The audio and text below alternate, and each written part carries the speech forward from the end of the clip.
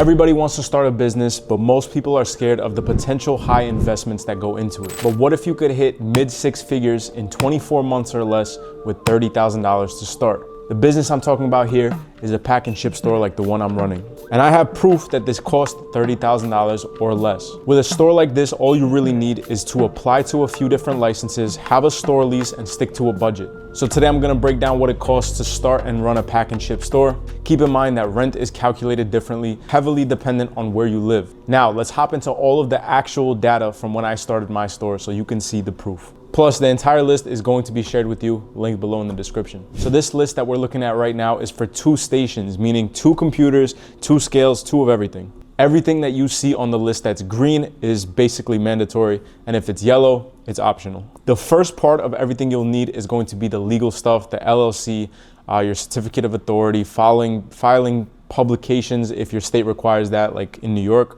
This ran a total of about $1,000. If you put everything together, it's give or take $1,000, just because the LLC filing was expedited and publishing in New York City is ridiculously expensive for no reason. BOIR filing is a federal thing, but that's free. You could do that yourself. If your accountant offers to do this for you for a fee, don't do it. It's extremely simple. You could just do it for free. Okay, everything that you'll actually need for the station, you could go down the list with: scanners, chairs, phones, your computers, your USB hubs, tape dispensers, and your miscellaneous small items. I tacked on $500 for this because you're gonna need these little things like staplers and, keys and key copies and, rolls of Scotch tape and stuff. One thing I did want to touch up on for sure is the desks. Now the desks, we built them out ourselves with solid core doors, which is what this is. We just painted it, and 4x4s and some metal brackets. Now, all in all, I think the desks ran us like $500 for both combined. If you want to see how I did it, there should be a link to one of the videos in the description where I kind of take you through how I started the store.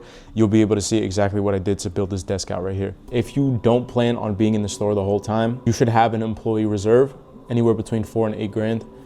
For a month or 2 at least, just so you can cover some of the shifts. For marketing, strongly suggest you have at least $2,000 to spend on marketing when you open, because as I've said in previous videos, nobody's gonna know that you exist, and it's gonna be very difficult for you to get customers if you're not actively trying to get these customers. Rent also, give or take, here in New York, it's between $3 and $4 grand for a space that's small enough to run a store, but that's the main reason that it's $30K to start up.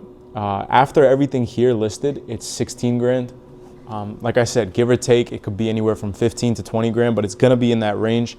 And then you would have to add on the rent, the first month, last month, and security deposit. That's kind of where you get that $30,000 budget. So I said I would touch up on recurring expenses. Now here, it's literally just your credit card reader fees, phone number, your internet, your rent, of course, your software, Postalmate, your small business insurance, which is crucial, absolutely crucial. Get you a good broker.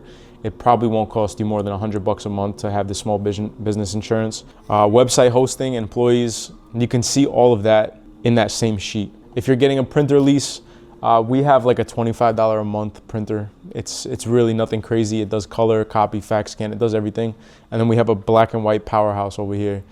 It's very cheap. It's ridiculously cheap. If you want to go office printer, like the huge ones, standing ones, they're probably anywhere between $150 and $250 a month. You just keep in mind, when you're buying those printers, when you're leasing those printers, you have to make sure you break even every month on a print job. It's not consistent where someone needs to come in to print 300 to 500 pages for you to break even. Even over the course of a month, we probably do anywhere between 500 and 1,000 pages that we charge people for. The only reason we have the $25 a month printer is because our return on that investment is so much greater than what it would be if we were to get one of those standing copy machines. Your Google admin emails, it's very important that you get you get a domain, you get a website done, and then you get a Google Workspace that matches your name to the domain, so that instead of sam@gmail.com, it's sam@gorillashipco.com. That's also more of a professional thing.